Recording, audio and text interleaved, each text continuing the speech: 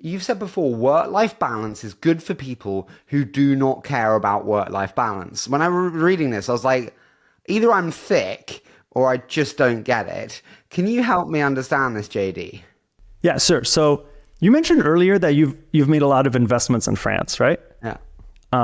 So I'm going to say some things that people are going to like probably on the podcast, but maybe my team won't like it at Plaid. I don't think my team is this way. But France is interesting, right? Because as a country, there's kind of this ethos about it's not cool to talk about work and you don't want to work too hard, right? Life is, you work to live, right? That's like the Frenchness, right? And the result of that is if you are a person willing to work 80 hours a week in France, if you try to work for a big company, you get hammered down. They like won't let you work that hard. Like, people are like, you're making us look bad. Like, they're like, won't let you use your workstation off hours. Like, it'll be weird. But if you're a startup or if you're doing something new or you're like an independent, you have your own little company like a law firm or a small investment bank, you can crush it because your competition's working 40 hours a week and they're going on vacation all of August. And so if you're the law firm who's willing to be available from July 15th to September 15th, like, welcome. Like, people will go and work with you. And so the way I would talk about tech is, tech 20 years ago, the software tech, right? Obviously the Valley's existence since the 50s, but like, software, cloud, internet tech, 20 years ago, it really truly was tech bro-y in the sense like everyone was in the early 20s, everyone was working all the time, there was no work-life balance. And as tech grew and had a lot of success, there was this movement around like, hey, if people with kids want to be successful here, people from different walks of life, like we want to create an environment where, you can work 40 hours and still do great work and have a great remuneration. And that's what's happened, right? Like people have fought these battles and the culture has changed. But the culture has changed so much that now I have people who want to work hard, who are like the French person at the big company. They're like, it's hard to work hard. Like it's hard to go, and I feel guilty doing it and all these things. And what I always tell them is like, you're thinking about it wrong. Like it is much easier for you to get a promo. It is much easier for you to look good if you're willing to do those things, because the average now is truly going into this like, 40-hour week kind of thing. And I feel that the relationship of many tech employees to their tech employer is the same as like a French citizen to the French government, which is like the employer shall provide. All the big problems in life are the fault of the employer, like kind of this weird like lack of ownership mentality. So and this entitlement mentality. It has the entitlement in it for sure. And look, it's awesome that we've earned the work-life balance. I love the work-life balance, right? I still work really hard, right? But now I'm less constrained than I used to be. But what worries me, right, frankly, overall, and why I think innovators and small companies will continue to have an advantage is because I do think if you care more, and you're more focused and you're willing to go the extra mile, you will build better things, right? And you can't ask everyone to do that. So I like the fact that we have work-life balance.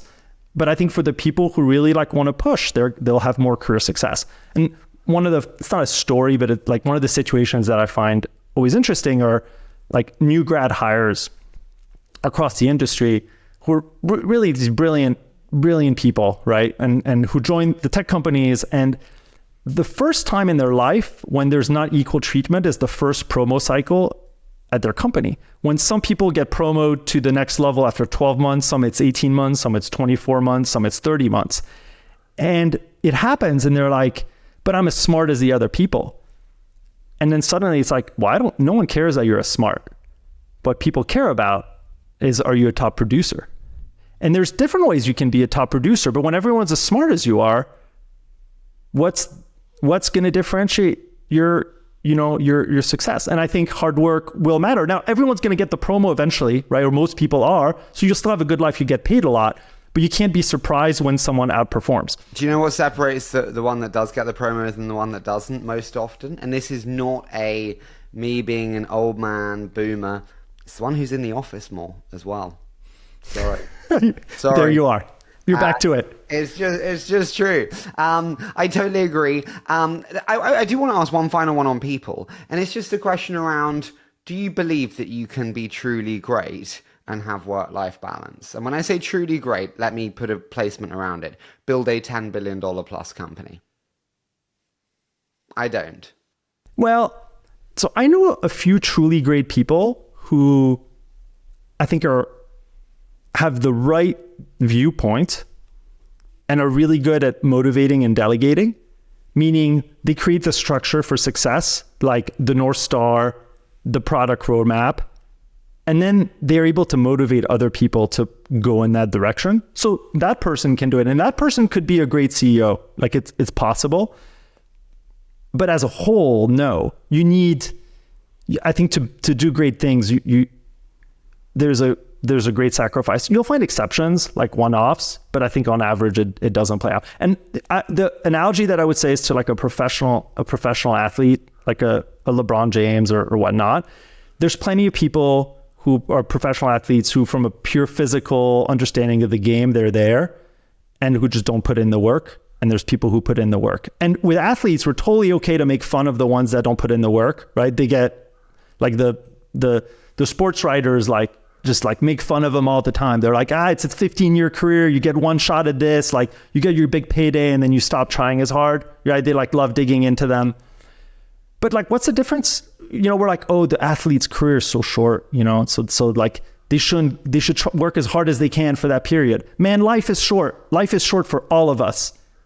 You think, your professional career of 40 years is like much longer than the professional basketball player's 15 years? It's not that much longer, dude. Our life is short. Our time on earth is short. So you choose how you want to spend the time on earth. And if what you care about the most, right, is like having a great life, and it's the work is not what gives you fulfillment and not the thing that you care the most about, I think tech is awesome because we allow you to do that and still do great work and be creative and work with awesome people, right? But I think if you really, really want to have like the outsized impact, I do think the incremental hourworks, the incremental focus, the caring more, the thinking about it, like in the shower at night before you go to sleep, writing the extra email, talking to an extra founder, caring about the market a little bit more, reading an extra book, like it all matters.